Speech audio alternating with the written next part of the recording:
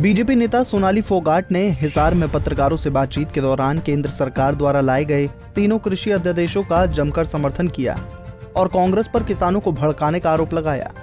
सोनाली फोगाट ने कहा कि कांग्रेस के लोग किसानों को गुमराह कर रहे हैं क्योंकि उनके पास सरकार का विरोध करने के लिए कोई और मुद्दा नहीं है। कल पार्लियामेंट में नरेंद्र तोमर जी कृषि मंत्री है, उन्होंने ये जो सुझाव है अध्यादेशों का ये पेश किया है और उन्होंने रिक्वेस्ट की है कि इसको पास किया जाए क्योंकि तीनों ही अध्यादेश जो है ये किसान के हित में है। एक तो इसमें किसान को स्वतंत्र किया गया है कि वो देश में कहीं भी किसी भी कोने में अपनी फसल बेच सकता है, क्योंकि पहले जो मंडियों में फसल बेची जाती थी उसमें समय पे कई बार फसल बिक भी नहीं पाती थी, किसान की फसल खराब हो जाती थी और कई बार ऐसी फसलें जो सब्जियां हैं जो लागत मूल्य से कम रेट में खरीदी जाती थी। अब किसान स्वतंत्र है, वो अपनी फसल का मूल्य खुद निर्धारित कर सकता है, उसकी जो लागत है उसके हिसाब से, और देश के किसी भी कोने में बेच सकता है। दूसरा, जो कंपनियों से अनुबंध होता है वो उसके लिए भी किसान स्वतंत्र है, उसके लिए रोजगार और बड़ा है।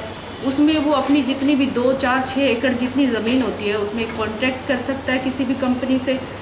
इसमें मैं कहना चाहती हूँ कि जो दूसरी पार्टियां हैं, कांग्रेस का नाम मैं लेना चाहूँगी क्योंकि सीधे सीधे किसानों को बरखलाने का काम कर रही है।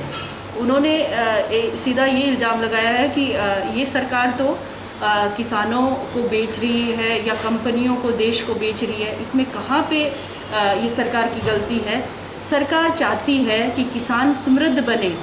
जिस तरह से रिलायंस, सफल, आजकल जो सब्जियों को खरीदने का और लेने का जो तरीका है कोल्ड स्टोर और उनके माध्यम से ज़्यादातर तो कंपनियां सब्जियां लेती हैं, फल, अनाज जो भी लेती हैं वो पहले किसान से कॉन्ट्रैक्ट करती है और उसको पहले पैसा भी देती है और किसान को चाहिए भी, क्योंकि किसान की जो लागत होती है स्टार्टिंग में बीज बोता है तब से ही किसान की लागत होनी शुरू हो जाती है और उसमें जब कंपनी उसको पैसा देती है तो उसको एक रिलीफ मिलता है और उसको एक सहारा मिलता है उस पैसे से, और कॉन्ट्रैक्ट में के माध्यम से वो अपनी फल सब्जियों का मूल्य खुद भी निर्धारित कर सकता है।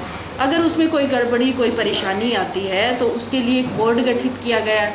उसमें उस बोर्ड के माध्यम से 30 दिन के अंदर अंदर कंपनी और किसान का फैसला कर दिया जाता है और इसमें डीसी भी इन्वॉल्व हो सकते हैं।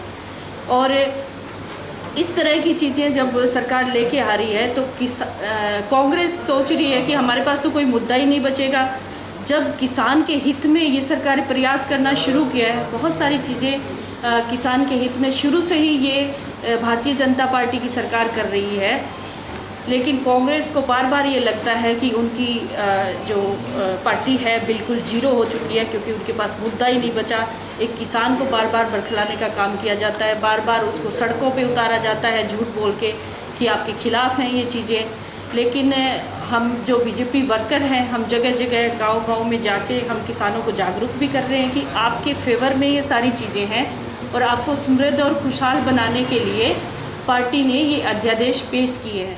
बता दें, सोमवार को संसद के मानसून सत्र के पहले ही दिन केंद्रीय कृषि मंत्री नरेंद्र सिंह तोमर ने सदन में किसानों से जुड़े तीनों अध्यादेशों को पेश किया था, जिसके देश और प्रदेश में किसानों ने सरकार के खिलाफ धरना प्रदर्शन और तेज कर दिया है। किसान तीनों अध्यादेशों को वापस लेने की मांग कर रहे हैं। हिसार से विनोद सैनी, पंजाब केसरी टीवी।